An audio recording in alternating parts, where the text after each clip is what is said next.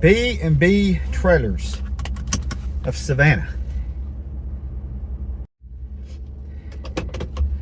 Chris, why are you at B&B Trailers of Savannah? I thought you had your trailer getting fixed at Big Tex Trailer World in Richmond Hill. Not anymore. Let me tell y'all a story. And I don't want to be, you know how people that are on YouTube and they have YouTube channels and people on Facebook and they try to put, I'm gonna put this business on blast because this is not that kind of video. This is just a here's what happened to me in my life video. Because you've heard the term in my feelings. I never really understood what that meant until today. And I'm in my feelings. Now I fully understand what that means. Just let me tell you what all happened. All right, back on around March 11th, on or about March 11th, I discovered that the leaf springs on my trailer were broken. So I did, here's how I understand this process works. You call around, you find a place, hopefully near where you live, and you ask them, can you fix this? And this is car repair, boat repair, trailer repair, anything like that. This is just the way I understand it. You call them, can you fix this? Yes, we can. Why don't you bring it on in? Okay, fantastic. You bring it in. They look at it. They say, okay, we're going to, we'll give you a quote. And then they figure out what they need to do. Then they send you a quote, or they call you and give you a quote. And they say, okay, we need to do this, this, and this. We're probably about 2 or 3 weeks away from getting to the work, and I need to order some parts. So here's what I'm going to order. Here's what it's going to cost. And you say, you know what? Go ahead and do it. And then when they get to it, because things are in order, I'm going to fix this one, and then this one, and then this one. I have 4 ahead of you, and then I'm going to get to you. And by then we'll have the parts and we'll fix it. And then they fix it, and then they call you. Okay? And they say, hey, it's ready. Okay. And then you go down and you get it. I've been through this process many times in my life. It's not all that complicated. Now, if you work at a place that does repair stuff, you might say, well, it's a little more complicated, that there's a little more to it. And okay, I'll give you that. It might be a little more complicated, but it seems relatively simple. And then you pay the guys for their labor, because they're skilled labor and they deserve to get paid. No, I'm not against paying people. I'm not against using professionals. I'm not going to try to fix it in my yard. I don't have the tools, all this kind of stuff. I'm dependent on you to fix it. So I take it in down there around March 11th, and the guy says, I call the closest place to me was called Big Tex Trailer World. There was one other place closer. They wouldn't answer the phone. So, okay, I take it to the one that answered the phone. I get it down there. They're like, oh, we're 5 or 6 days out, so it's going to take us a little bit. Okay, fantastic, no problem. All right, so I'll wait about 2 weeks. I call them back. Hey, I hadn't heard anything from y'all. But, oh, yeah, we're about to get on it. We're about to get on it. Okay. I wait another week. I call them back. Hey, this is Chris Nichols. You got my well, no, we got, and so the story that time is that they have fired their technician. So there's no technician, and they got to get a technician hired, get him trained. But as soon as they get this guy in and they start training him, they're gonna get right on, fix my trailer. Okay, I understand. Sometimes things happen, no problem.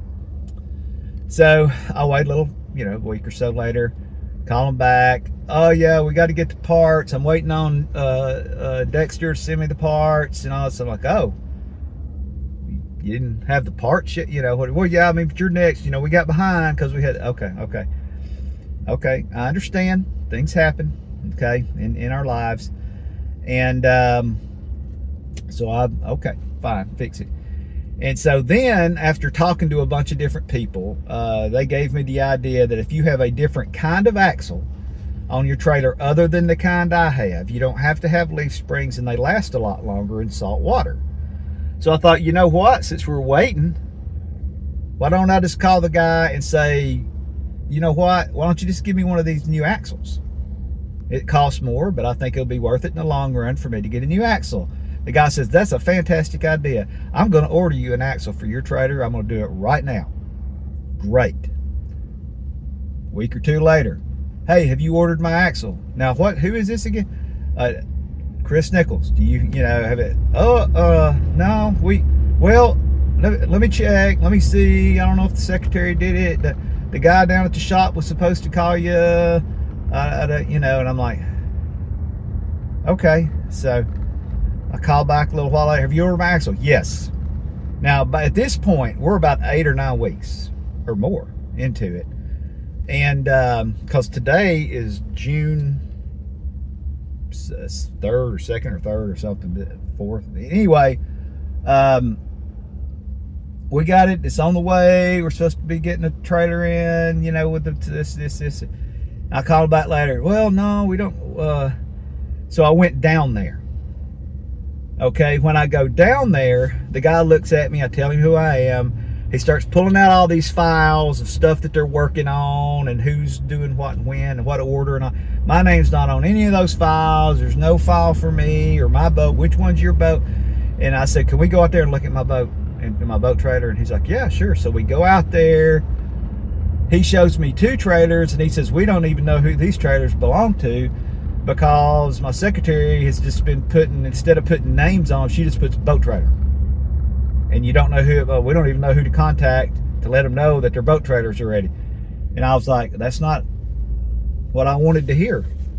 And so I took him, I showed him my trailer, and I said, at this point, forget about the axle, because he wasn't sure. He goes, we got an axle coming in on Monday. So I call him on that Monday. That's not the right axle front. I said, just put on leaf springs.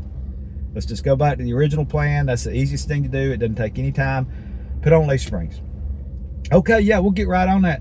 We got a trailer right now out there we're fixing, and this was a Thursday, and then we're gonna, we'll get yours in there and get the leaf springs on there and get you on the road, because this is taking too long. I agree. And so that weekend passes. I call them on the Monday. Hey, you guys working on my trailer? Well, we still got that gooseneck out there, and I don't know when they're going to get done with it, but when they get done with it, then yeah, we're getting on your. So I went down there the next day, which is today, June 2nd or 3rd, whatever. And I go in there. The guy looks at me like he's never seen me before, and he's like, "Now, who are you?" And I told him, "I'm Chris Nichols.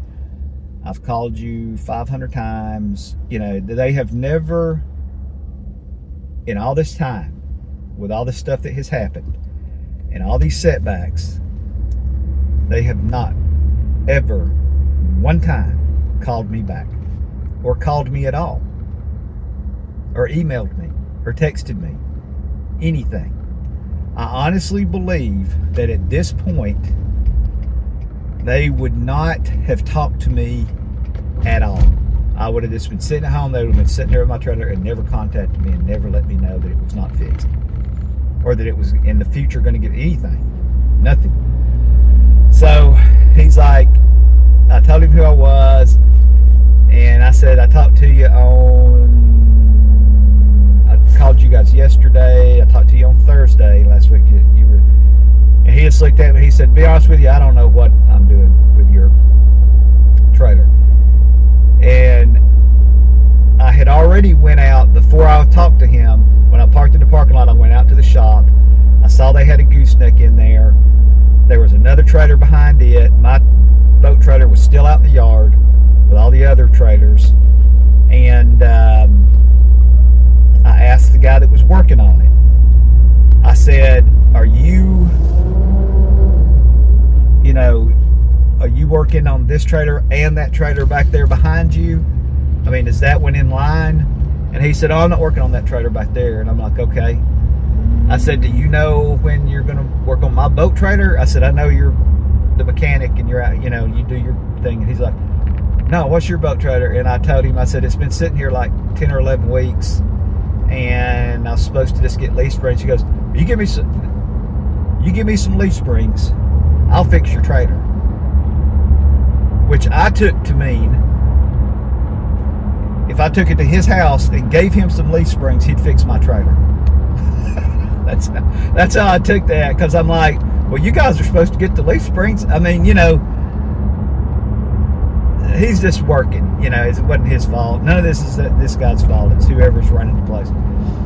And so that's when I went up there and asked him, do you have the parts? And I said, do you know who I am? All that kind of stuff.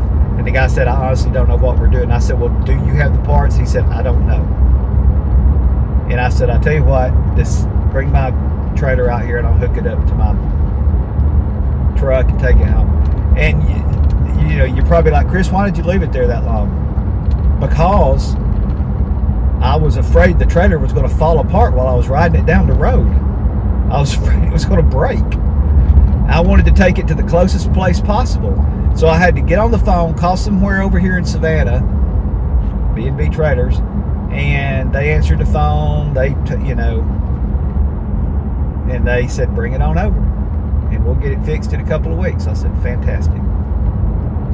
So let that be a lesson to everybody out there that you can't just trust a business anymore to do what they say they're. I mean, I really, honestly, and it's not to blast Big Tex Trailers, because they're a big company and they got shops up and down the interstates all over, as far as I know, in the South. I don't know where all they are in the country, but I know it's a big company. And they got big, nice trailers. And they're not a boat trailer repair shop. That's not their, but they do that. They do work on trailers. They do advertise that they do that.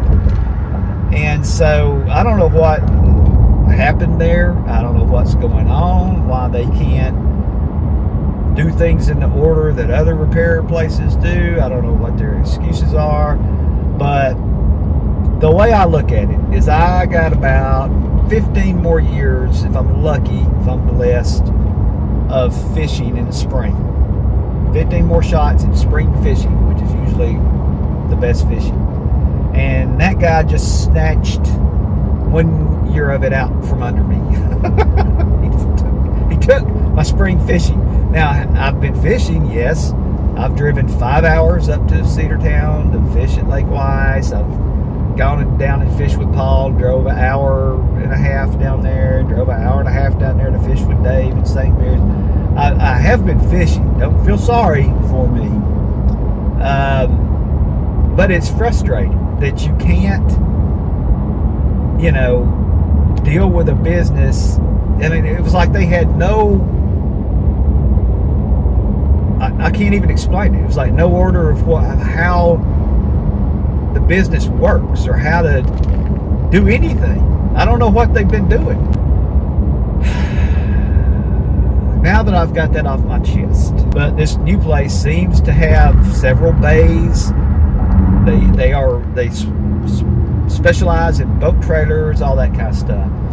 I can't figure things out, but here's what I've figured out over the years. I don't have the tools that it takes to fix something big like that. And I know that when you go and buy tools, they're like $100, $200, $300, $400, $500 a pop when you start buying specialized stuff to fix certain things. And I'm like, I'm not going to go buy a bunch of tools to save $300 or $400 and then spend $300 or $400 on the tools, and then my time, is worth something. I get paid by the hour, except I'm retired. Now there's no hour to get paid by. But my time is worth something.